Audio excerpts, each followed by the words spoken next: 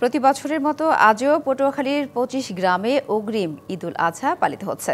এ বিষয়ে আরও জানাতে সরাসরি যুক্ত হয়েছেন সহকর্মী মহিবুল্লাহ চৌধুরী। কথা বলবো তার সাথে। মহিবুল্লাহ, ঈদের আমেজ কেমন দেখছেন? ঈদের নামাজ আর কি আয়োজনের তথ্য আপনার কাছে আছে, জানাবেন। জি, জানার সাথে আপনাকে ধন্যবাদ। প্রতি বছরের না এবছরও কিন্তু কোরআন সুন্নাহর আলোকে পটুয়াখালীর ২৫টি গ্রামে কিন্তু ঈদের জামাত কিন্তু অনুষ্ঠিত হচ্ছে। আমরা দাঁড়িয়ে রয়েছি একেবারে বদরপুর দরবার শরীফে। বদরপুর দরবার শরীফে মাত্র কিন্তু ঈদুল আজহার যে জামাত, প্রধান জামাত, সেটি কিন্তু শুরু হয়েছে। এই জামাত কিন্তু এখন চলছে। মাত্রই কিন্তু যিনি ইমাম সাহেব রয়েছেন তিনি কিন্তু নামাজের তাকবীর দিলেন। যদি বলতে হয় যে এই নামাজের ইমামতি করছেন এই বদরপুর দরবার শরীফের যিনি মেজো সাহেবজাদা রয়েছেন মোহাম্মদ আরিফ বিল্লাহ মাদানী, তিনি কিন্তু এই ঈদের জামাতের কিন্তু ইমামতি করছেন।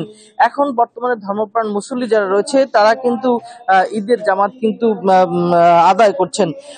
একটি বিষয় জানিয়ে রাখতে হয় যে তারা কিন্তু চাঁদ দেখার উপরে নির্ভর করেই কিন্তু তারা এই ঈদ এবং কোরবানি, ঈদুল ফিতর এবং ঈদুল আজহা উভয় কিন্তু পৃথিবীর যে কোনো প্রান্তে চাঁদ দেখার উপরে নির্ভর করে কিন্তু তারা প্রতি বছর কিন্তু পালন করে এসছে।